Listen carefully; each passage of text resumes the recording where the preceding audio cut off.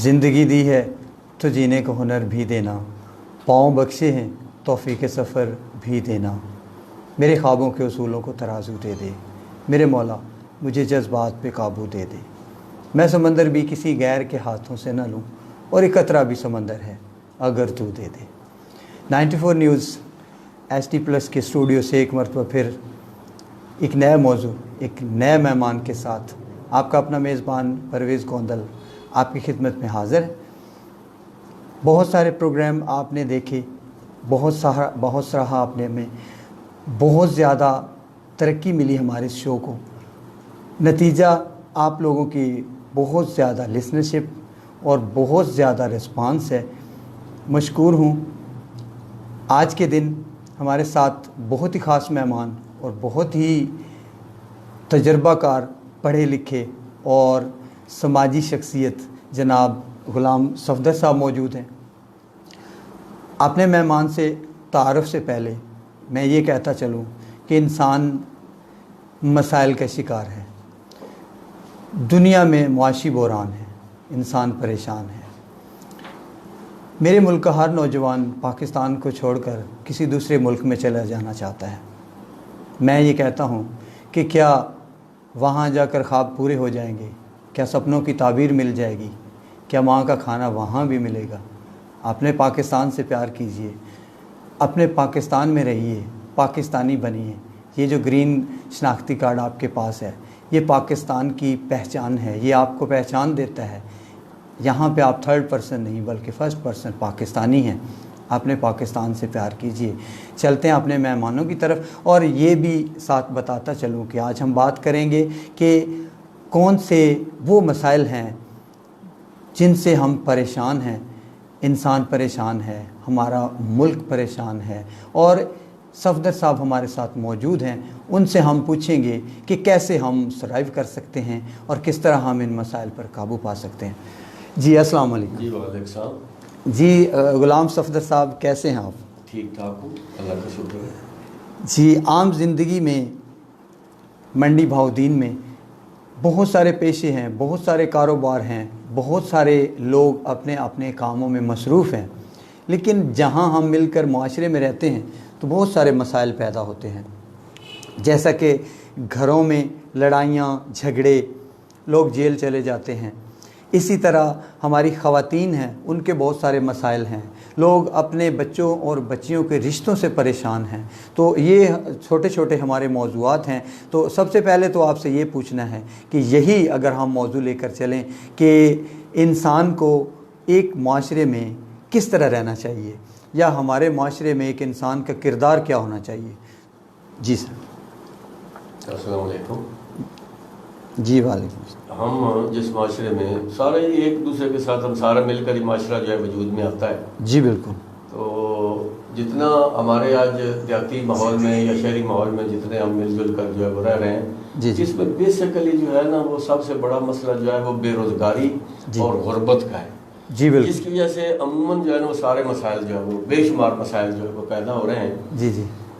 जो ये जो फैमिली जॉइंट फैमिली सिस्टम है, जी मिसाल के तौर पर जिस पे मतलब माएँ और बहुएँ और इनका वो मियाँ जो है वो एक ही घर में रहना, एक ही घर में रहना। जी जी जी। और वो माँ जो है वो समझती है कि मेरा हक था, और बीवी समझती है कि मैं भी इसकी जो है थी। लेकिन अगर सबके पास अपना अपना, उनके पास इतना सरमाया हो, इतने पैसे हों कि वो सारे, तो कोई मसला नहीं है। जी जी। लेकिन एक बच्चा बेचारा जो है वो अपनी माँ की तरफ देखता है, उसके कपड़े नहीं हैं, अभी बीवी के भी उसकी भी ज़रूरियात हैं, वो दोनों को पूरी करने की कोशिश करता है, वो नहीं कर पाता। माँ भी परेशान है, बीवी भी परेशान है, बच्चों की तालीम, सब बुनियादी मसला ही मतलब जो है मैं समझता हूँ कि हमारे ज़िला मंडी भाउदीन में सबसे बुनियादी मसला जो है हम खतरे गुर्बत से नीचे हैं। खते गुर्बत की लाइन से भी हम नीचे जिंदगी नीचे पड़े हुए हैं। जी जी। तो अगर जो फैमिलीज जो है ना जिनका अपना जो है, जिनके पास माश का मसला नहीं है, उनमें लड़ाइयाँ झगड़े इस लिहाज से बहुत जो है वो कम है, और वो हमसे ज़्यादा खुशहाल जिंदगी जो बसर कर रहे हैं। जी जी। असल में बात वही है कि जॉइंट फैमिली सिस्टम हमारे शहरों में बहुत ज़्यादा है क्योंकि जगह की कमी होती है। इसके अलावा ये है कि लोग इतने मालदार नहीं हैं, इतने ज़राए नहीं रखते कि यहाँ अलग अलग मकान बना सकें और रह सकें, लेकिन इस्लाम भी तो हमें दर्स देता है कि मिलजुल कर रहें। अगर इसमें सबसे पहले मैं ये सोचता हूँ कि कहीं ऐसा तो नहीं कि दिलों में दूरियाँ हैं, क्योंकि एक नज़म हमने पढ़ी थी वाल्स मीन दीवारें। तो सबसे पहले ये होता है कि हम जब भी थोड़े से बड़े होते हैं, समझदार होते हैं, तो सबसे पहले घर के दरमियान दीवार बनाते हैं कि हम आपके साथ नहीं रहना चाहते। बेशक दो भाई हैं, उनके दरमियान आपस में ताल्लुक़ अच्छा होता है, लेकिन ख़ास तौर पर ये होता है कि जब उनकी शादियां होती हैं तो घरों के दरमियान दीवारें बना दी जाती हैं और कुछ एक फैमिली दूसरी साइड पे रहने लगती है, एक दूसरी साइड पे रहने। क्या हम दिलों से दूर हो चुके हैं? दिलों से मैं समझता हूँ कुछ दिलों में भी फ़र्क, काफ़ी हद तक दिलों में भी फ़र्क है। हम पीछे अगर जाएँ ना नबी करीम सल्लल्लाहु अलैहि वसल्लम के दौर की तरफ और तो वहाँ क्या था, मतलब एक सारा दिन एक खजूर पे लोग अपना गुजारा करते थे। लेकिन भाईचारा इतना उनका जो है आपस में, मतलब ताकि वो अपने देखते थे कि पड़ोसी ने भी कुछ खाया है कि नहीं खाया, ये बात लेकिन हम सिर्फ अपना ही ख्याल रखते हैं, ये नहीं देखते कि हम कितने मजे उड़ा रहे हैं और कितना घर में। अगर हम इस्लामी असूलों पर चलते हुए ये देखते हैं कि हमारे अड़ोस पड़ोस में कोई बच्चा कोई भूखा नहीं है, कोई फैमिली किसी के कपड़े, तो सारे एक दूसरे को अगर हम सारे लोगों को मेंटोरिंग करते, हाथ पकड़ कर आगे ले आते, तो इस माशरे में कोई मसला ही नहीं था। तो दिलों में ही कदूरतें, दिलों में ही नफरतें, दिलों में ही जो है वो ये हमें अंदर हमारे अंदर कोई कमी होती जा रही है। वरना पिछली सारी किसके पास क्या था? बिल्कुल नबी करीम सल्लल्लाहु अलैहि वसल्लम से लेकर सहाबा कराम तक जितने लोगों को हम देखते हैं, उनके पास मुआश वगैरह, किसके पास रिज़्क़ था? जो भी इस्लाम जिसने कबूल किया, अगर पहले थे भी तो उन्होंने सारे इस तरह, वो घर में तो एक पैसा भी नहीं रहने देते थे। बिल्कुल जो कुछ भी माले गनीमत आता, जो भी आता, घर तब जाते जब वो सारा तकसीम हो जाता। क्या उन लोगों में कितने भाईचारे थे, उन लोगों का कितना आपस में गहरा ताल्लुक था, वो लोग कितनी खुशहाल जिंदगी, और एक दूसरे के वो देखते रहते थे एक दूसरे के मुंह की तरफ क्या उनके मुंह से निकलता है और हम उस पर फौरी तौर पर अमल करें। लेकिन जो मतलब हम इस्लाम से दूरी और ये रवैयों हमारे जो बदलते जा रहे हैं, तो मैं समझता हूँ कि दिलों में कदूरतें बढ़ती जा रही हैं। जी बिल्कुल। हमारे साथ कुछ हमारे सुनने वाले और देखने वाले नाजरीन मौजूद हैं। चौधरी अरसलान ज़फ़र विनंग जो हैं वो आपको देख रहे हैं और आपके शो को पसंद कर रहे हैं, बहुत शुक्रिया। और रज़ा हुसैन शाह इस वक्त हमारा साथ दे रहे हैं, कहते हैं कि ग्रेट जी, बहुत शुक्रिया। और चौधरी शहरयार विनंग जो हैं वो भी इस वक्त हमारा साथ दे रहे हैं। और इसके अलावा जितने भी आप हमें देख रहे हैं, आपसे गुजारिश ये है कि हमारी इस पोस्ट को शेयर कीजिए, बाकी लोगों तक भी हमारी इस पोस्ट को पहुँचाइए कि अगर आप कभी देखना छोड़ भी जाते हैं तो बाकी लोगों तक हमारी आवाज़ पहुंचती रहती है। इसके साथ साथ जितने भी आपके पास ग्रुप्स हैं उन ग्रुप्स में शेयर कीजिए ताकि बाकी लोग जो हैं वो भी हमारा साथ दे सकें। और अगर कोई सवाल पूछना चाहते हैं तो हमारे साथ जनाब गुलाम सफदर साहब मौजूद हैं। गुलरेज़ अख्तर विनिंग भी इस वक्त हमारा साथ दे रहे हैं और कहते हैं कि माशाल्लाह। गुलरेज़ साहब बहुत शुक्रिया कि सऊदी अरब से आप हमारा साथ दे रहे हैं और इसी तरह अपनी टाइम लाइन में इसे शेयर ज़रूर करते जाइएगा। विनिंग बेटे साहब से पहले मतलब सामने आए हैं और वो भी इसका मतलब है वो बड़े बाकायदगी से ये प्रोग्राम। जी बिल्कुल, जी बिल्कुल, अच्छा लगता है। जी बिल्कुल। और इसे ग्रुप्स में शेयर करते जाइए। तो अभी सफदर साहब से हमने बहुत सारे सवाल करने हैं। तो सबसे पहले ये है कि लोग परेशान हैं कि बच्चे और बच्चियां जवान हो रहे हैं, बल्कि मैं तो कहता हूं कि अक्सर ये होता है कि एक घर में चार बेटियां हैं और उम्र के उस हिस्से में है कि बालों में चांदी उतर आई है। एक छोटा भाई है, स्कूल छोड़कर किसी गाड़ी के नीचे किसी मैकेनिक के साथ काम कर रहा है, यही उसकी कमाई है। मैं ये कहना चाहता हूँ कि ज़रूरतें तो यहाँ भी होती होंगी, ईदें तो यहाँ भी आती होंगी और त्यौहार तो यहाँ भी मनाए जाते होंगे, लेकिन जो छोटा भाई है सिर्फ 100 रुपया उसको शाम को मिलता है और यही उसकी कमाई है। इसी से घर का चूल्हा जलता है, इसी से गैस का सिलेंडर आता है और इसी से घर में खाना पकता है, इसी से ईद मनाई जाती है और इसी से रोज़गार है। कहना सिर्फ ये है कि बहुत सारे ऐसे लोग हैं जहां आपके पड़ोस में देखिए, कहीं भी नज़र डालिए, आपको ऐसा घर ज़रूर मिल जाएगा।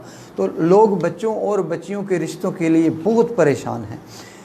सफदर साहब से ये पूछना है कि जब हम इंतखाब करते हैं, अपनी बेटी के लिए इंतखाब करते हैं तो बहुत बड़े घर का करते हैं, लेकिन अपने बेटे के लिए जब हम रिश्ता तलाश करते हैं तो फिर भी हम कहते हैं कि अपनी हैसियत से बहुत बड़ा घर हो।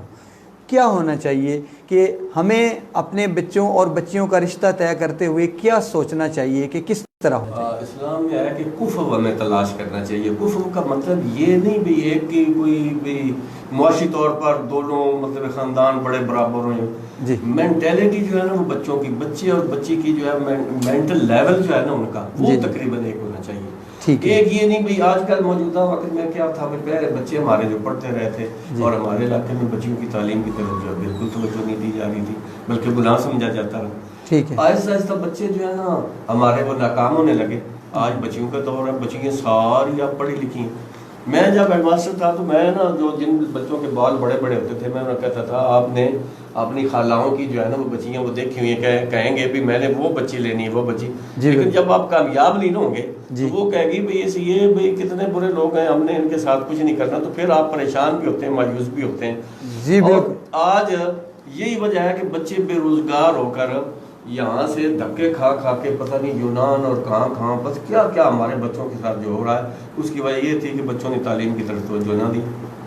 आज बच्चियाँ जो हैं वो ज़्यादा पढ़ी लिखी हैं और बच्चे जो हैं ना वो मैच नहीं कर रहे उनके साथ। अब ये देखते हैं कि फिर फलां इटली है, फिर फलां, लेकिन फिर भी वो मैं कुफ़्र नहीं समझता उन्हें जी। बिल्कुल जो था ना भाई वो मेंटली वो उनके मेंटल लेवल जो है वो फिर भी बराबर नहीं होते, फिर भी जैसे तैसे फिर देना पड़ता है जो कुछ भी होता है। एक बात तो ये थी जी। बिल्कुल। अच्छा, इसके बाद हम हर दुनिया का बंदा, हर नौजवान जब बंदा जो होता है ना वो माँ बाप उसकी ख्वाहिश को देखते हैं, वो समझता है कि मेरी बीवी वगैरह तो ऐसी हो जिसकी जो है ना वो यहाँ पे दीवा जल रहा हो, और हर लड़की की ये ख्वाहिश है। अब जो जितने जो हैं वो गोजे लोग और जितने मतलब काले लोग और जितने ठिकने वो बेचारे मर्द कहाँ जाएं या वो बच्चियाँ कहाँ जाएं जो जिन्हें कोई नहीं पसंद करता या जो एक हाथ से ज़्यादा खूबसूरत नहीं है। मैंने एक दफ़ा मैं कोई मजमूनचा लिख रहा था तो मैंने कहा भाई अगर मैं कोई मेरा मर्जी की कोई बात होती तो मैं कहता भाई दुनिया की सबसे जो खूबसूरत लड़के के साथ दुनिया के सबसे बदसूरत मर्द की शादी कर जाए, और इसी तरह दुनिया की सबसे जो बदसूरत मर्द है उसकी खूबसूरत लड़के के साथ शादी जो कर।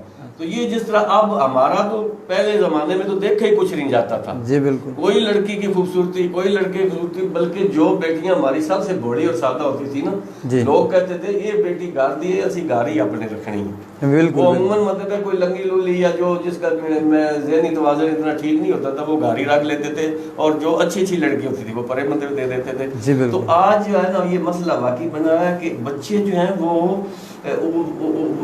बेरोजगार हो गए, उनका रोजगार नहीं है। इलाके में ज़मीनें जो हैं वो तकरीबन ना होने के बराबर हो चुकी हैं।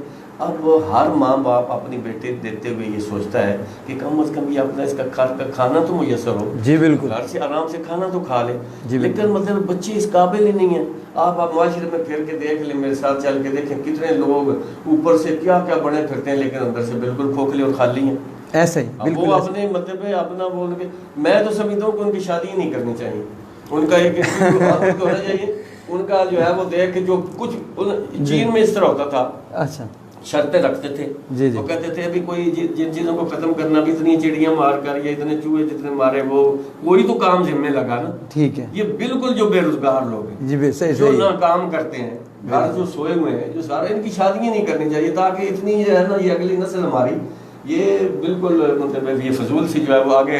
अच्छा मेरा सवाल आपसे थोड़ा सा और मुख्तलिफ है कि एक दफ़ा हमने पढ़ा था घर से घर तक, तो उसमें जैसे हम रिश्ता करते हैं कि बच्चों के रिश्ते के लिए जब लोग आने वाले होते हैं तो बहुत सारा सामान बेशक पड़ोसियों से लेना पड़े, आजकल तो उधार मिल जाता है, दुकान से किराए पर मिल जाता है, अपने आप को बड़ा दिखाकर, और जब हमारे जहन में होता है कि हम छोटे लोग हैं तो फिर हमारे दिल में ये ख्याल आता है कि कुछ बड़ा दिखाएं, लोगों को उससे पहले दिन ही धोखा देते हैं। उस रिश्ते में कामयाबी कहाँ से है? मुझे तरस आता है जब वो नकाली कर रहे होते हैं या लोगों से चीज़ें मांगते हैं, उनके जहन में होता है कि हमारी बच्ची बेचारी जो है ना कोई किसी तरीके से कोई ले जाए कोई मतलब अब ये ना हो भाई इनकार ना कर दें, कोई थोड़ा सा स्टेटस बना ले, वो धोखा नहीं तकरीबन कर रहे होते।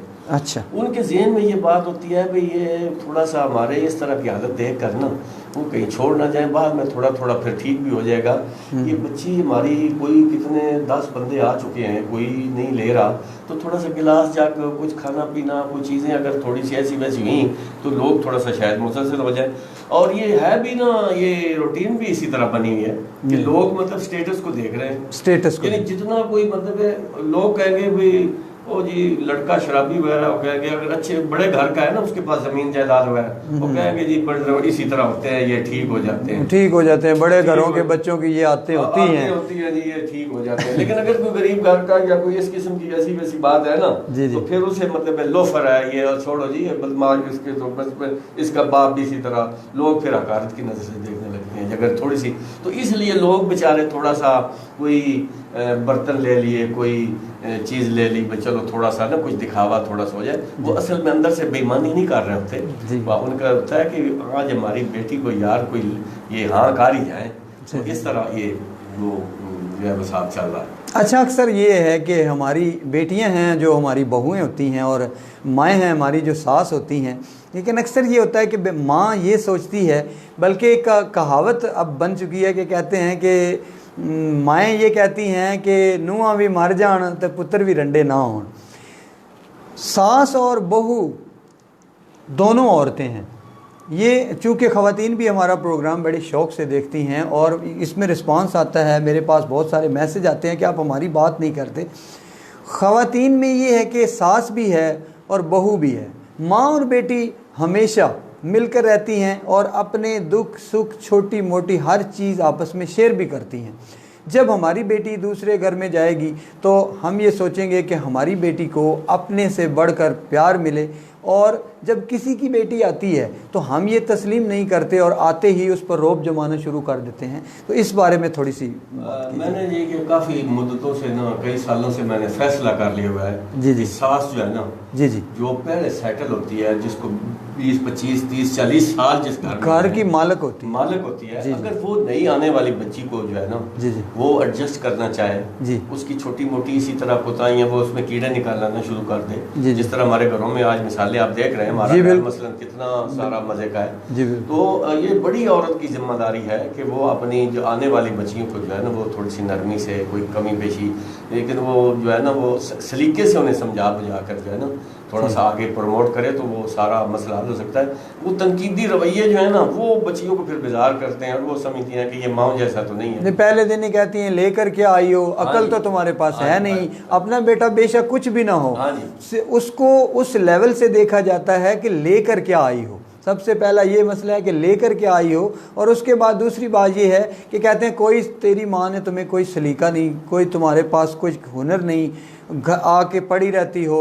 अच्छा, यकीन कीजिए कि कहीं घरों में ऐसा भी देखा है कि अगर बहू नमाज पढ़ने लगती है तो कहते हैं ये नमाज आना काम साढ़े अलग है, कोई ना जड़ा है हूँ तू तक शुरू कर देता है ना। जब बाद में बच्चियाँ फिर बेजार हो जाए, फिर जैसी भी वो बातें करें ना करती फिरें, लेकिन बड़े बंदे का जो है ना, अब मैं जब टीचर था या मास्टर था तो मुझे ना मेरे लड़कियां आके कहती थी कि ये मेरे बच्चे मेरी बात नहीं मानते, तो मैं उन्हें कहता था कि जब आप इन्हें नहलाती थी, छोटे छोटे होते थे जी जी, साबुन लगाती थी, ये कोई उन्हें थोड़ा सा कार भी लेती थी, तो क्या कौन सा लम्हा था जब बेटे ने आपकी बात मानने से इनकार कर दिया था? वो क्या हुआ था जब पहली दफा उसने जो है वो इनकार किया?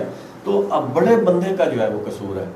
बड़े एक बंदा अगर मतलब अब मैं हेडमास्टर मतलब मेरे 34 बंदे बताए थे, मेरा आज भी एक मिसाली रवैया वहाँ छुप के जाके सुन लें कि लोग मेरी आज भी ये सुन भी रहे होंगे, मेरी आज भी वो तारीफें कर रहे होंगे। 34 बंदों को लेके साथ चलना। मेरे पास ना ये डीओ साहब एक मेरे सीनियर कुठियाला के यहाँ हेडमास्टर थे जी जी, तो उन्होंने भेजा कि यार ये आप रोजाना शिकायतें करते हैं मुलाजमों की और ये वो करते हैं, उधर 40 तक जाके बैठे हेडमास्टर के पास, सिर्फ ना 1 घंटा बैठना है, आके चले जाना। अब वो आया ना, मैंने उनका यार ये टीचरों के सामने मैंने आपकी बात नहीं करनी, मैं आपको ऐसी बात बता देता हूँ। उन्होंने कहा बताएं। मैंने कहा खुद भी पहले लोगों की इज्जत करनी चाहिए, पहले दूसरे को पहले खुद इज्जत करें। जी बिल्कुल। यानी अगर मैं घर में एक लड़की नई मेहमान आती है जी, अगर घर वाले उसे सारे कंपनसेट करते हैं, उसकी इज्जत करते जी, हैं, कोई इतनी कोई बदबख्त होगी ना, कोई कुदरती ऐसी जिसकी कोई नस्ल के लिहाज से कोई ऐसी, वरना मैं नहीं समझता कि बच्चियां जो है ये बेटियां नहीं, बेटी तो तस्लीम करके आती है कि दूसरे घर में जा रही हूँ और उसे नसीहत की जाती है कि आपने उसी घर में रहना है, आपकी कब्र वहीं बनेगी, जनाजा वहीं से निकले। बाप भी नसीहत करता है और इरादा करके आती है कि अगर मैं वहाँ जा रही हूँ तो हमेशा के लिए जा रही हूँ। अगर हम एक्सेप्ट नहीं करते, जैसे आप कह रहे हैं कि 34 लोगों को आप हैंडल करते रहें, लेकिन यहाँ ये है कि एक बंदे को हैंडल करना नहीं चाहते हम। अगर चाहें तो हम उसे अकोमोडेट कर सकते हैं, लेकिन करते नहीं हैं। अपने दिल को समझाने वाली बात है कि अगर किसी की बेटी आपके घर में आई है तो उसे खुले दिल से कबूल तो करके देखें, उससे अपनी खिदमत करवा के तो देखें। ये नहीं कि आप उसकी खिदमत करें, बल्कि उससे अपनी खिदमत करवा के तो देखें। मैंने आज फैसला दे दिया, मुझे जो भी बड़ी बूढ़ियां कह लें, लेकिन मैं लड़कियों के हक में हूं, उनके साथ अच्छा रवैया रखें। तो इंशाअल्लाह ये फैसला नहीं हो रहा मुक्तों से। और नहीं, बात ये है कि आप सिर्फ ख़वातीन की नुमाइंदगी न करें। मैं ये कहता हूँ कि सबसे जो स्ट्रेस बंदे पर पड़ता है वो किस पर पड़ता है कि जब सास और बहू आपस में लड़ते हैं तो जिसकी माँ और जिसकी बीवी है, सबसे ज़्यादा मुतासर वो बंदा होता है कि ना तो वालिदा की नाफरमानी कर सकता है, और बीवी जो है जब अलग कमरे में उसके पास जाता होगा तो यही कहता होगा कि बस हुण तू बर्दाश्त कर रहे, हुण वेखो ना पता की गल अम्मी और है बस उन्होंने तबीयत है वो जी, वो फंसा हुआ होता है। सास और बहू चाहें तो उसे सुकून दे सकते हैं, क्योंकि वो स्ट्रेस का शिकार होगा तो सबसे पहले डिप्रेशन में चला जाएगा। डिप्रेशन में चला जाएगा तो उसका जो पार्ट ऑफ बॉडीज़ हैं वो तमाम के तमाम डैमेज होना शुरू हो जाएंगे, बीमारियां लग जाएंगी, घर का जो कमाने वाला फ़र्द है वो बैठ जाएगा, गुर्बत फेरे लगाना शुरू हो जाएगी। और कहीं आपको ये ना हो कि इन मसाइल के अलावा मुआशी मसाइल का भी सामना हो जाए। तो खुदारा आप सबसे गुजारिश है कि अगर किसी की बेटी आपके पास आती है तो आज ये वादा कर लें कि हम किसी की बेटी को एक्सेप्ट करेंगे और उसके साथ वही रवैया इख्तियार करेंगे जो चाहते हैं कि आपकी बेटी दूसरे के घर में जाए तो बाकी लोग उसे अपनी आंख का तारा बनाएं। और अपने मर्दों को भी मजबूर ना करें। मर्द बेचारा जो है जी, कुछ लोगों के तो हालात हैं ना, वो उनकी ज़मीनें हैं, कुछ उनका रोज़गार है, उनकी तनख्वाहें हैं, कुछ उनकी पेंशन है, कुछ उनके पास उनकी माली वजीन अच्छी है। अच्छा, हमारे साथ सर आप बात कर रहे हैं, लेकिन बहुत सारे लोग हैं, ये आगे कमेंट्स निकल जाएंगे। पहले साथ साथ ये बताते चले कि हमारे साथ और कौन कौन शामिल हो चुका है। हमारे साथ अनस जबरान विनिंग शामिल हो चुके हैं। विनिंग ब्रदरान जो है हमारा बहुत साथ दे रहे हैं और बहुत ही प्यारे से दिल भेज रहे हैं हमें। शुएब अख्तर गोंदल इस वक्त हमारा साथ दे रहे हैं। गोंदल साहब आपको वेलकम कहते हैं। मोहसन रज़ा गोंदल हैं हमारे साथ, कहते हैं अल्लाह ताला आपको खुश रखे। जी, ये जो आप हमारी पोस्ट देख रहे हैं इसे ज़रूर शेयर कीजिए और बाकी लोगों तक भी ज़रूर पहुँचाइए। और मोहसन साहब ने अस्सलाम वालेकुम कहा है जी, वालेकुम अस्सलाम। और शुएब गोंदल साथ दे रहे हैं और इसके साथ हमारे साथ हैं शावेज़ अहमद तूर इस वक्त हमारा साथ दे रहे हैं। माशाल्लाह जी, बहुत शुक्रिया, आप हमारे साथ हैं। मलिक सनी इस वक्त हमारा साथ दे रहे हैं। मलिक सनी साहब वेलकम करते हैं आपको हमारे इस शो में। हमारी पोस्ट को शेयर करना मत भूलिएगा और बाकी ग्रुप्स में शेयर कीजिएगा। मोहसन रज़ा गोंदल साहब ने हमें बहुत सारे फूल भेजे हैं और हमारे शो की तारीफ़ की है। अरशद ये है जी अल्लादाद गोंदल इस वक्त हमारा साथ दे रहे हैं। गोंदल साहब वेलकम और बहुत शुक्रिया।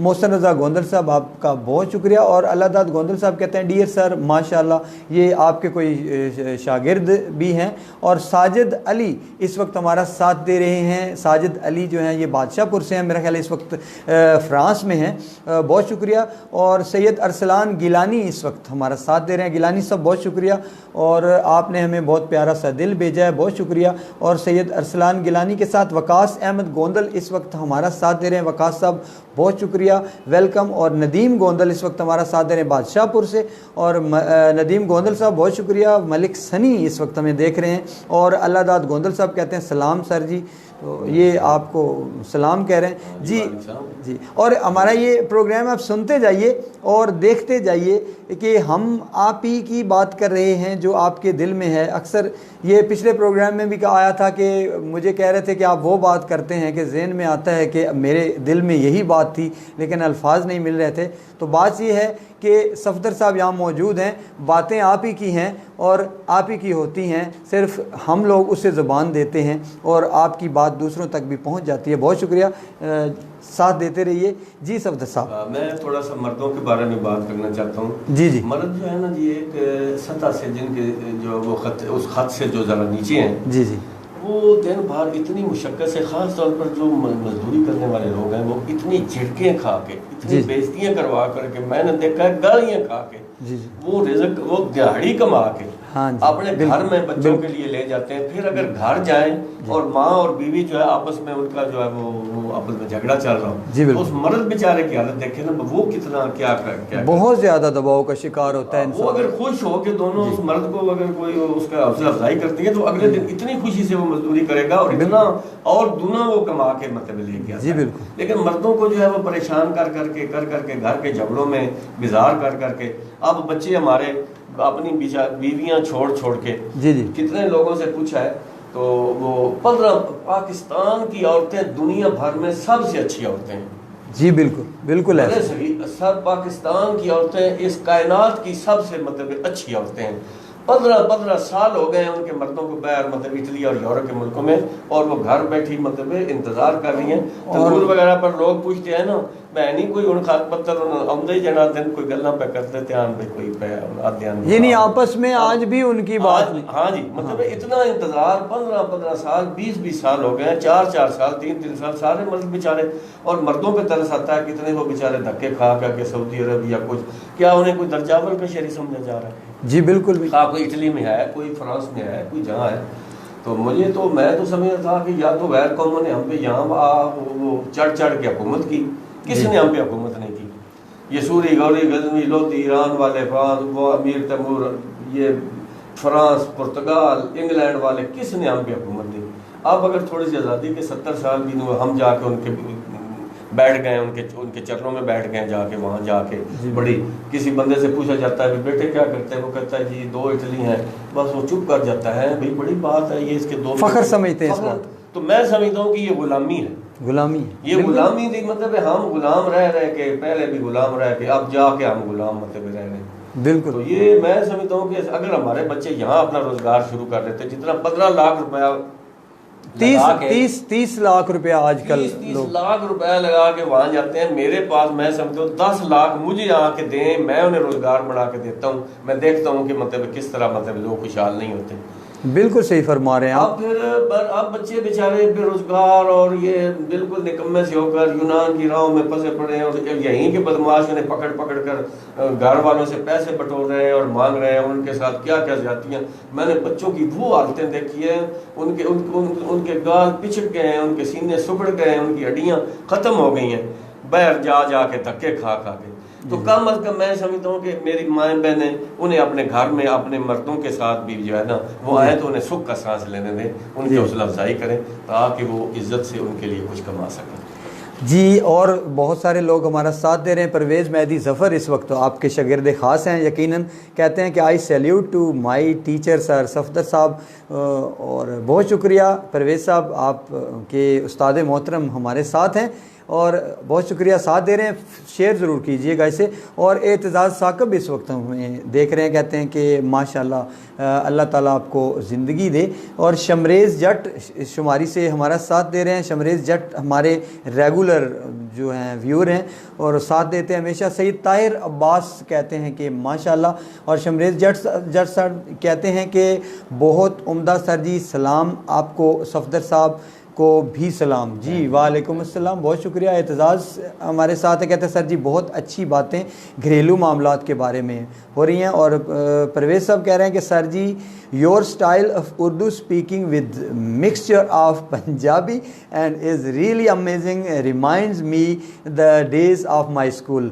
यही तो मज़ा है परवेज़ साहब के जब हम बोलते हैं तो बना कर ना बोलें, बल्कि हमारे लहजे में, जैसे आप पठान को सुनते हैं वो उनकी उर्दू अपनी होती है, तो बनाकर बोलना अच्छा नहीं। हम अंग्रेजी के लोग इस्तेमाल करते हैं तो हमें मज़ा आता है, हम पंजाबी क्यों ना साथ इस्तेमाल कर लें। जी बिल्कुल। और अल्लाहदाद गोंदल साहब जो हैं वो हमारे साथ हैं, कहते हैं माशाल्लाह सर जी क्या ही बातें करें, कमाल ही बातें कर रहे हैं आप। जी बहुत शुक्रिया। हमारी पोस्ट को शेयर ज़रूर कीजिए ताकि बाकी लोगों तक भी हमारी आवाज़ पहुँचे। सफदर साहब हमारे साथ मौजूद हैं। कहना सिर्फ ये है कि एक छोटा सा सवाल करना है आपसे कि घरों में सिर्फ हम नहीं होते, बल्कि हमें बाज़ औक़ात एहसास नहीं रहता कि घरों में हमारे माँ बाप, ताया चाचा, इस तरह के कुछ ऐसे अफराद मौजूद होते हैं जो चारपाई पर सिर्फ लेट सकते हैं या बातें कर सकते हैं। इस हमारे साथ एक अरसा हुआ, जब पैदा हुए तब भी वो थे, जब पैदा नहीं हुए थे तब भी वो थे। ये घर भी चल रहा था, ये माशरा भी चल रहा था और ये दुनिया भी चल रही थी और अच्छे तरीके से उन्होंने इसे निभाया भी। लेकिन जब बूढ़े हो जाते हैं, जब हाथ पांव जवाब देने लगते हैं, तो उस वक्त एक पंजाबी की एक नज़्म है, बहुत खूबसूरत है कि उसकी मिसाल चलें बाद में देते हैं। कहना सिर्फ ये है कि कभी कभी आप अकेले होते हैं, महसूस करते हैं अपने आप को कि मैं अकेला हूँ, तो उठकर किसी दोस्त के पास चले जाते हैं या किसी कहीं पे भी बैठ जाते हैं। क्या कभी आपने सोचा है कि वो बहुत अकेले हैं, उनके पास कोई भी नहीं है? आप जो उनकी औलाद हैं, आपके पास थोड़ा सा वक्त भी नहीं है कि अपने माँ बाप को वक्त दे सकें।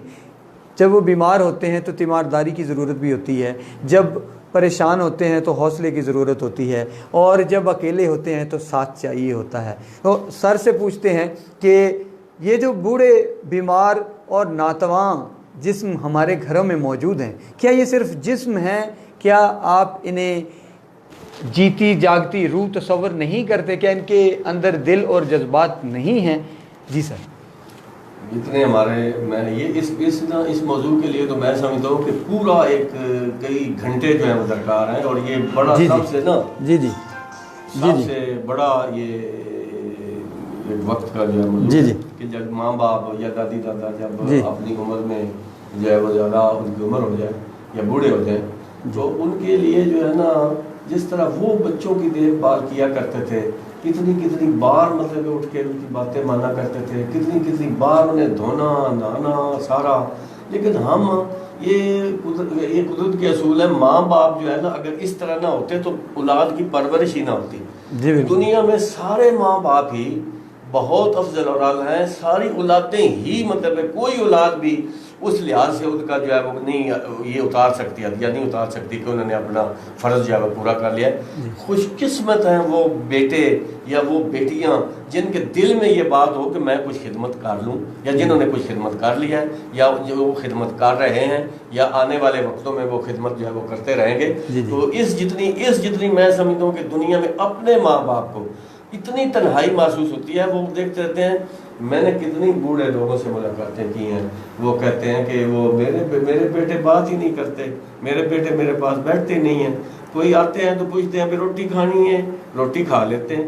तो फिर मतलब कोई सारा दिन हम तना रह के हम तो बिल्कुल मतलब जो है वो ये थक गए। अगर हम उनके साथ उनकी मर्जी की बातें करें, और फिर अगर मैंने कुछ लोगों को बातें करते देखा भी है ना, वो करते हैं तो झिड़क देते हैं, ले आप बाबा ये बातें कर रहे हैं, अब सुने जी आप माँ ये बातें, भाई जैसी भी कर रहे हैं। जब आप ऐसी वैसी बातें किया करते थे उस वक्त तो आपको कोई नहीं कहता था भाई इतनी बार ये क्या बातें कर रहे। वो क्या मिसाल थी, वो बाबा भाई वो क्या है, वो कहते थे ये कौवा है। तो फिर पूछता था ये क्या है, वो कहते भाई ये बेटा कौवा है। फिर ये क्या है, वो कहते हैं कौवा है। पता नहीं पूछ के लेकिन जब एक दफा मतलब बूढ़े को कोई बात पूछना पड़ी तो दूसरी दफा ही मतलब वो पोते ने या बेटे ने कहा यार आपको कितनी दफा बताया, आपको समझ नहीं आती भी क्या है। लेकिन उसने तो 100 दफा शायद बता दिया होगा बेटे कौवा है, बेटे कौवा है। तो ये बेटियों को, बेटों को, पोतियों को, पोतों को मैं समझता हूँ ये किस्मत वाले हैं वो बच्चे जो अपने माँ बाप, अपनी दादा दादी, अपना नानी नानी उनकी जो है वो खिदमत जो है वो कर लेते हैं, या उनके पास इतना वक्त होता है उनके पास तसल्ली के कोई बोल ही बोल लेते हैं। तो ये अगले जहान उनका बड़ा अजर है और यहाँ भी उनके दिल में सुकून मतलब मिलता है। जी बिल्कुल। वालिदैन यकीन जानिए कि मैंने किसी से, एक बड़ा अनपढ़ सा बंदा था, तो उससे मैंने पूछा था कि वालिदैन क्या होते हैं, तो उसने कहा था कि माँ प्यो जेड़े ना वो हाजी काबा होंगे। वो इतनी उसके दिल में ये कदर थी। आपके घरों में जैसे मैंने पहले कहा कि ये लोग मौजूद हैं, हमें अपनी मौजूदगी का एहसास भी दिलाते हैं, लेकिन हमें एहसास नहीं होता। हमें देखना ये चाहिए कि आप बीमार होते हैं तो फ़ौरन डॉक्टर के पास खुद चले जाते हैं, बाइक निकाली, गाड़ी निकाली और फ़ौरन चले गए। लेकिन मैंने देखा है कि हमारी एक अम्मा जी हैं तो वो मेरे बेटे को ना बुला के भेजती हैं, कहती हैं कि अब बेटा मोटरसाइकिल लेकर आओ, मैंने डॉक्टर के पास जाना है। तो मैंने पूछा कि आपको आपके बाकी घर वाले नहीं लेकर जाते या इस तरह कोई? तो कहते हैं कि कोई सुनता ही नहीं है, कोई मेरे पास बैठता ही नहीं है। आप तकलीफ़ में मुब्तला हैं, ब्लड प्रेशर आपका हाई हो गया है।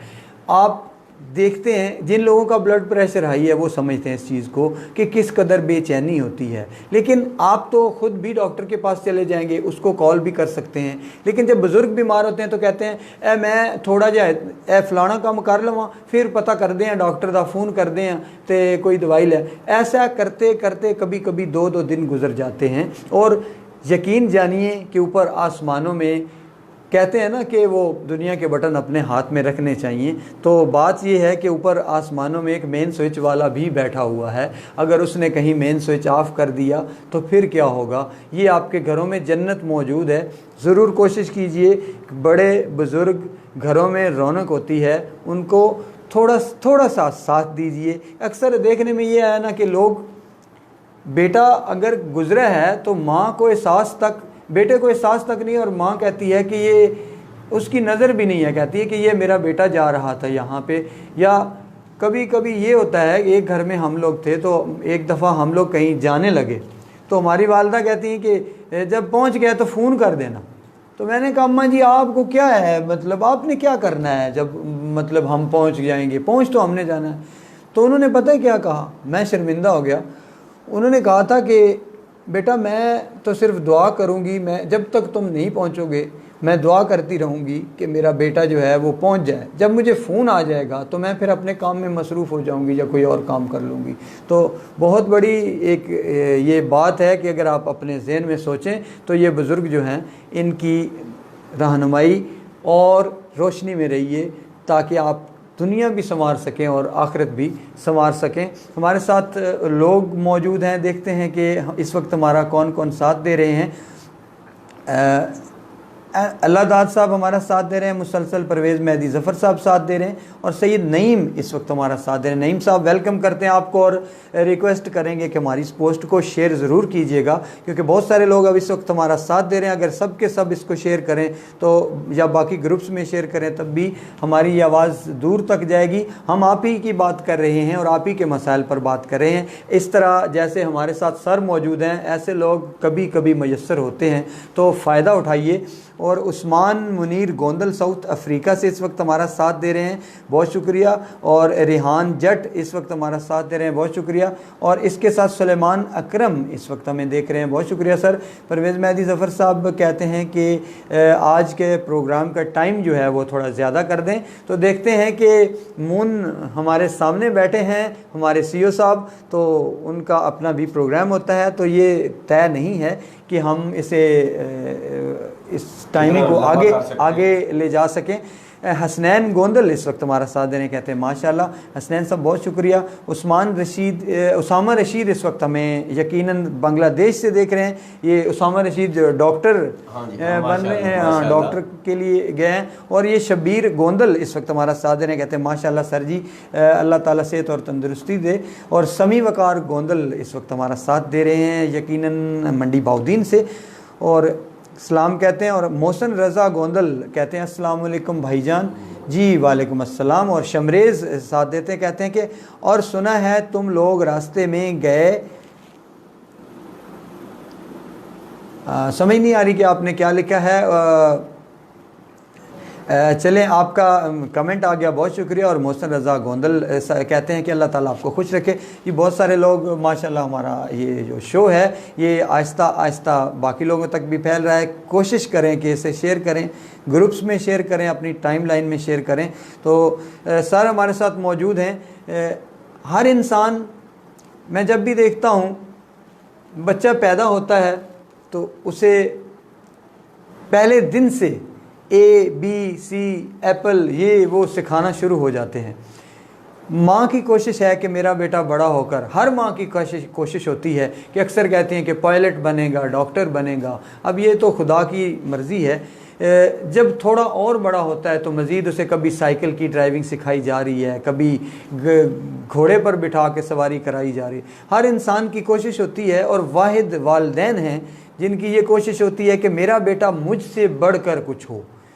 हमेशा हम ये बाकी लोग ये सोचते हैं कि हमसे आगे कोई ना जाए, आगे जाने की दौड़ है, लेकिन वालिदैन ऐसी चीज़ है कि ऐसी दो हस्तियाँ हैं कि वो कहते हैं कि हमारा बेटा हमसे भी आगे जाए। हर माँ की ख्वाहिश है, हर वालिद की ख्वाहिश है कि मेरा बेटा कुछ बने, कुछ पढ़े। सर हमारे साथ मौजूद हैं, आपसे पूछते हैं कि हमें अपने बच्चों की तरबियत के लिए, चूँकि आप एजुकेशनिस्ट भी हैं, साबिक हेड मास्टर हैं, ग्रेड 19 में से रिटायर हुए हैं, समाजी शख्सियत भी हैं, और अक्सर मैं इनको देखता हूं कि सर अक्सर घरों में लोगों से इस तरह के मुज़ाकरात में मशगूल होते हैं। कहीं पे कोई झगड़ा, कोई लड़ाई, कोई मसला हो तो सर को ज़रूर बुलाया जाता है और कहीं ना कहीं से हल निकाल के दोनों फरीकैन को हमेशा बिठा देते हैं। ये एक अलग कहानी है, इससे हम बाद में डिस्कस करेंगे। पूछना ये है कि बच्चों की तरबियत के लिए हमें क्या करना बात है जी। बूढ़ों की बात होगी, औरतों की बात होगी, जवानों की बात होगी। अब बच्चे तो रह गए थे जी जी। बच्चों से ना हम प्यार करते हैं, लेकिन अजीब तरीके से बच्चों से प्यार करते हैं। उन्हें भी उनके साथ ज़बान जो है ना वो हम अच्छी इस्तेमाल नहीं कर रहे जी जी। अपने बच्चों से अपने बच्चों की इज्जत करनी चाहिए, अपने बच्चों को आप कह के मुखातब करना चाहिए। लेकिन हम ना छोटे बच्चों को समझते हैं कि उन्हें नहीं पता चल रहा है, ओए यानी अच्छे अच्छे भले घरों में ओए इधर आ जा बैठ जा, यानी जिस तरह हुक्मिया जुमले होते हैं ना जी जी। लेकिन अपने बच्चों के लिए हमेशा आप कह के उन्हें मुखातब करें, उनकी इज्जत इस तरह करें जिस तरह किसी बड़े की इज्जत की, जिस तरह पूरा समझदार बंदा समझता है जिस तरह उसकी इज्जत करनी चाहिए जी जी। उन्हें बिठा के खाना देना, उनकी चीज़ें देना, उनके कपड़े वगैरह, उनके साथ बोल चाल सारे सलीके जो है ना वो बच्चों के साथ नहायत अपने बेटों के साथ, अपने बच्चों के साथ नहायत इज्जत व एहतराम से आप कुछ दिन चल के देख लें कि उनके सारे रवैये जो है दुरुस्त हो जाएंगे। ठीक है। और फिर वो बात सीखते रहते हैं, उनके लहजे वही बन जाते हैं जिस तरह माओ के लहजे होते हैं, जिस तरह वो चिल्ला के बात करती हैं, प्यार भी करती हैं जी जी। लेकिन प्यार का अंदाज मुझे बड़ा अजीब सा लगता है जी जी। यानी वो प्यार करते करते भी झिड़क रही होती हैं।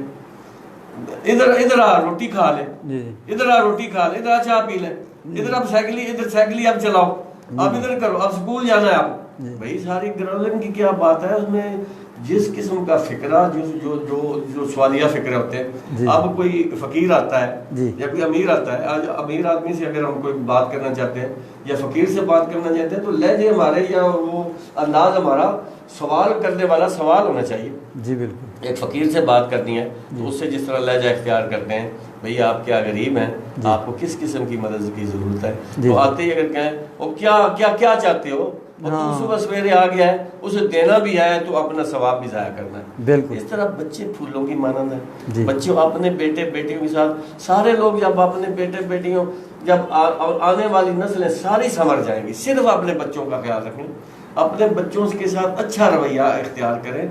अब बड़े बूढ़े भी पहले जब बात करते थे ना तो वो लोग फिर मुझे कहेंगे, वो उनका खूबसूरत सा अंदाज होता था, ओ चूर के बच्चे, पता ही नहीं चूर के बच्चे का मैना क्या है।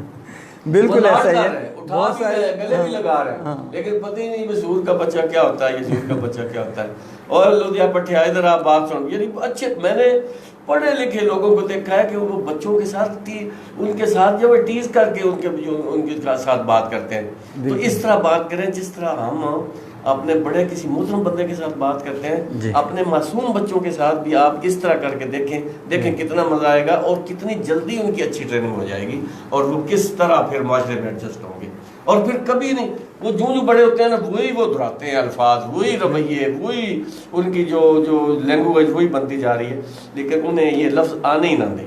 बिल्कुल। उनके साथ नहायत जो है वो तहम्मुल से, नहायत नरमी से, नहायत जो है वो सलीके से बात करें ताकि हमारी आने वाली नस्लें जो है वो बेहतर हो सकें। बिल्कुल सही फरमा रहे हैं कि कहते हैं कि माँ जो है वो पहली उस्ताद होती है। आपके बेटे को दुनिया में अल्लाह पाक अपनी वालिदा के साथ सबसे पहले ज़मीन पर भेजते हैं, तो माँओं से एक इल्तमास है कि आपके पास ये एक किताब है जिसके अंदर बहुत सारे सफ़ात हैं और बिल्कुल कोरे हैं।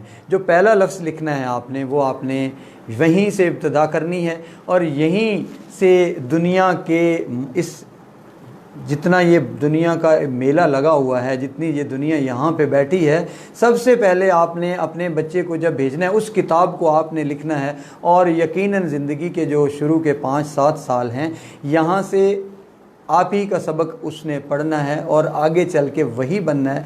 माँ ही आइडियल होती है और माँ के बाद कोई दूसरा आइडियल होता है। तो खुदा रहा जब आपके बच्चे दुनिया में पहले तो आपके पास रहते हैं, जब दुनिया में कदम रखते हैं तो कोई ऐसी तरबियत कीजिए कि लोग कहें, आपकी मिसाल दें कि इसकी माँ ने इसे ये सिखाया है, इसकी माँ ने इसे एक अच्छा इंसान बनाया है। तो माँओं की सबसे बड़ी ज़िम्मेदारी है। उसके बाद ये है कि बच्चे तालीम के लिए लोग परेशान होते हैं कि बच्चों की तालीम का मसला है। हर वक्त कहीं ये भी आपसे पूछना है कि ये बच्चा सुबह जागता है तो उसको फ़ौरन सिपारा देते हैं, बच्चों को सीने से लगाए, बच्चे दरस में पढ़ने जा रहे हैं या बाजी ट्यूशन वाली के पास, बाजी कारिया के पास पढ़ने जा रहे हैं। अच्छा, वहाँ से वापस आए तो चलो जी स्कूल जा रहे हैं, स्कूल वैन आ गई है, स्कूल से वापस आते ही कहते हैं कि चलो जी अब दरस में जाना है। वहाँ से वापस आए तो चलें जी ट्यूशन के लिए जाना है। अब बच्चा जब वहाँ से वापस आता है तो कहते हैं कि थोड़ी देर मैं गेम खेल लूँ। नहीं नहीं नहीं नहीं, ये गेम नहीं खेलनी, आपने ये नहीं करना। बच्चे पर स्ट्रेस हर वक्त हम मौजूद रखते हैं। फिर मैं FM पे जब शो करता हूँ तो रात को मुझे वहाँ पे कॉल आई, 2 बच्चियाँ थी, तो वो कहती हैं कि हमने नाम नहीं बताना, इससे हमारी अम्मी को पता चल जाएगा कि हम आपका शो सुन रही हैं। उसकी वजह ये है कि वो हमें कहती हैं कि पढ़ो या सो जाओ। हम ये दोनों ऑप्शन इस वक्त नहीं लेना चाहते क्योंकि हम सारा दिन से ये घर के काम भी कर रहे हैं, पढ़ाई भी मुकम्मल है, लेकिन मामा ये कहती हैं कि आपने शो नहीं सुनना, बल्कि आप या तो सो जाएं या आप पढ़ें। लेकिन ये सारी चीज़ें बच्चे कुछ खुद भी करना चाहते हैं। बच्चे को आप मशीन ना बना दें। क्या ये जो बातें हैं सारी, ये भी बहुत ही अच्छा सवाल है जी। मेरे ज़हन में ये बात थी भाई, ये सवाल तो कभी कोई बड़े कम लोग पूछते हैं। मसला ये है कि जितना ये जो हमारा ये सिलेबस और जितना ये स्कूल वाले जितना हमारा उनके बच्चों के लिए एक बनाया है ना, ये हमें ज़्यादा क्रेज़ हो गया है कि बच्चे को हम कंट्रोल में रखने के लिए। हाँ, मतलब सिलेबस आज तक मतलब लोग इस बात पे हमारे पाकिस्तान में मुतफिक ही नहीं हो सके। जो करिकुलम जो खत्ता है वो किसी नतीजे पर आज तक पहुंच ही नहीं पाया। 10 सिस्टम चल रहे हैं हमारे मुल्क में। जी जी। एक वो लोग हैं जो गैर मुल्कों में जाके पढ़ रहे हैं। जी बिल्कुल। एक वो लोग हैं जो वही उसी कैटेगरी के लोग यहाँ आकर मतलब उन स्कूलों की 50-50 हज़ार रुपया फीस है, यहाँ आके वो पढ़ा रहे हैं अंग्रेज लोग। ऐसा ही हमारा आज भी सिस्टम जो है वो माइकल बार्बर जो पीछे हमारे आखिरी दिनों में हम गए ना, जी जी, तो वो पता नहीं कितने 7,000 पाउंड मतलब एक दिन का जो है वो ले रहा था और वो हमारा सारा एडजस्ट कर रहा है। अब मैं कहता हूँ कि जितने हमारे सब्जेक्ट बच्चों के हैं, एक पहली जमात का बच्चा या दूसरे का बच्चा, उसका इतना बस्ता भारी है, वो अमूमन जो वो खींच के चल रहे हैं। जी बिल्कुल ऐसा ही। अच्छा, अगर उर्दू की किताब में उसमें माशरती उलूम, इस्लामियात और साइंस अगर उसमें वही कहानियाँ मिक्स कर ली जाती जी जी, तो क्या वो उर्दू की किताब भी ना बन जाती और साइंस का भी काम हो जाता? उर्दू भी सीख सकते हैं और उसके साथ आपको सारे ये छोटी छोटी कहानी आ जाती है, जी बिल्कुल, जोग्राफिया आ जाता है उसमें, कुछ साइंस की कुछ बातें आ जाती हैं, कुछ इस्लाम कुछ की बात जाती है, तो उर्दू की उर्दू रह जाती। साथ जगह इंग्लिश अगर हमारा मुल्क ज़रूरी ही समझ रहा है, जी जी, इंग्लिश से नहीं निकलना चाहता, इंग्लिश की आज उर्दू की यहाँ मंडी बागदीन में काफ़ी तरीके, हमारे दोस्त हैं गुज्जर साहब, वो उर्दू का बड़ा वो आजकल वो दिफा वगैरह वो कर रहे हैं। जी जी, लेकिन वो ये जो लोग हैं, ये खास किस्म का तबका जो समझते हैं कि ये प्रायोरिटी इसमें है कि हम अपने बच्चों को जी वो वहाँ से अंग्रेजी तालीम और अच्छा उन्हें अंदर से बिल्कुल वो लोग खाली हैं। लेकिन इंग्लिश तो एक स्किल है जनाब। आप सुन लें कि आपके पास इंग्लिश के लिए आपको कोई ज़रूरत नहीं, कहीं चाइना में कहीं इंग्लिश नहीं सीखी जाती, अपनी मर्ज़ी है किसी की, यानी ऑप्शनल ली जाती है कि आप चाहें तो सीखें चाहें तो ना सीखें। जी सर, आज मैं समझता हूँ कि हमारे साथ वो लोग जो ऑक्सफोर्ड वगैरह के स्पेलिंग लगवा के वो धोखा हो रहा है, हम उलझे हुए हैं उसमें, उलझे हुए। स्पेलिंग कर रहे हैं, टेंसेस कर रहे हैं, सारा हम इंग्लिश पे सारा जोर सर्फ कर करके डिक्शनरियाँ और टीचर वो कर रहे हैं भाई ये ऑक्सफोर्ड का सिलेबस किसी को नहीं आता पढ़े। यार क्या करें, अगर अंग्रेजी की जरूरत है तो वो मिस्टर जमील वाली जो पहली अंग्रेजी होती थी, क्या उस वक्त लोग डॉक्टर नहीं बने कोई ऑक्सफोर्ड को जरूरी था। लेकिन अब हर मतलब ये कोई बुखार सा हो गया है और सबसे बड़ी बात यह है ना कि अगर आप अपने बच्चे को सोशल स्टडीज़ पढ़ाना चाहते हैं तो अगर आप उसको अपनी मादरी लैंग्वेज में अगर पढ़ाएं या आप उर्दू में उसको पढ़ाएं तो उसे सही समझ आएगी, या आप एक इंटरनेशनल या किसी और दुनिया की ज़ुबान में आप उसको कुछ सिखाएं तो उसे वो मवाद क्या जो उसके जहन में आप डालना चाहते हैं क्या डाल सकते हैं। बड़ी ना आहिस्तगी से हमारे साथ ये हुआ कि जब ये बैरूनी हमलावर आता है, हमारा फ़ारसी जो पहले कलाम था, पहले अरबी भी थी जी, लेकिन वो थोड़ा सा, लेकिन फिर फ़ारसी में शाह वलील्लाह वगैरह और उनके जो है वो तर्जमे, और फिर कुरान में इतना लंबा चौड़ा, फिर से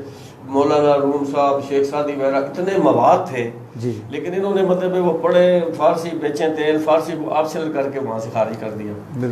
फिर अरबी की तरफ भी इन्होंने मतलब करते करते अरबी को भी ऑप्शनल मतलब कर दिया, लेकिन इंग्लिश को मतलब जो है वो ख़ास करके इंग्लिश जो है ना वो बुजुर्ग। अब मैं समझता हूँ कि बच्चों को 8वीं क्लास से आगे जब 9वीं में दाखिल होते हैं उनके साथ जो है वो सब्जेक्ट्स ये होने चाहिए जिनमें हुनर हो।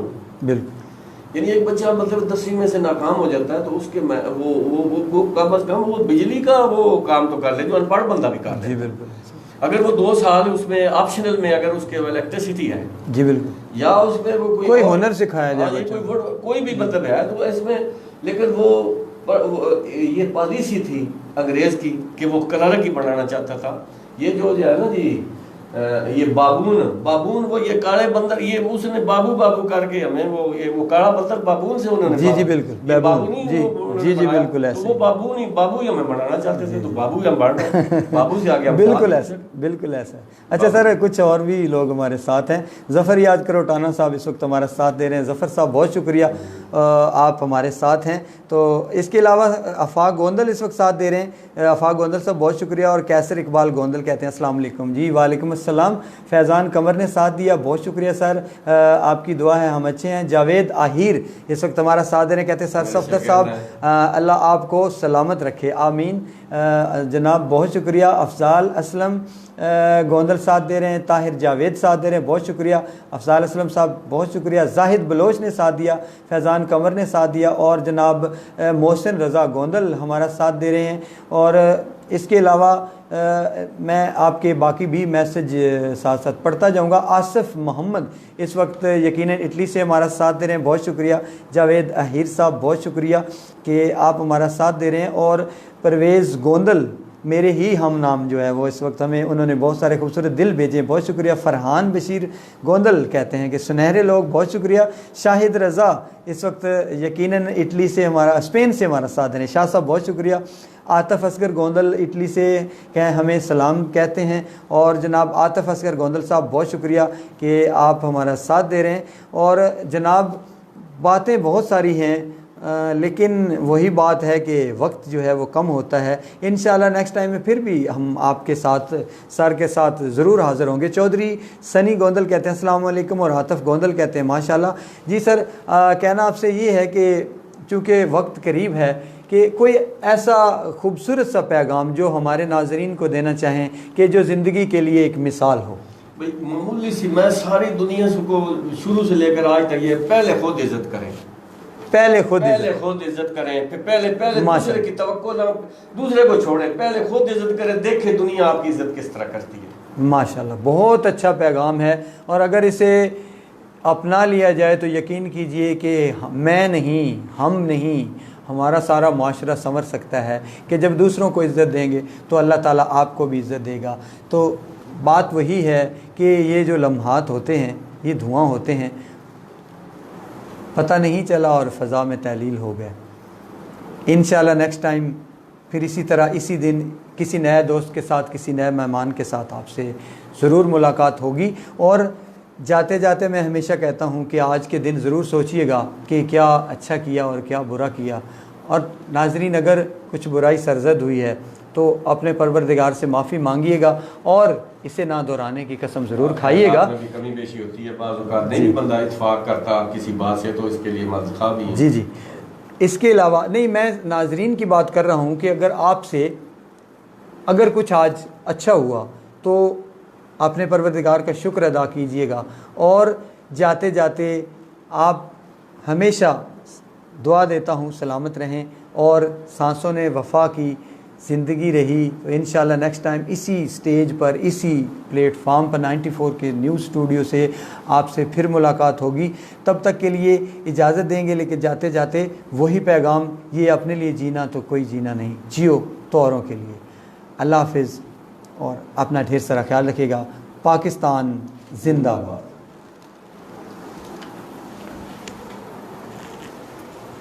बैठ बैठ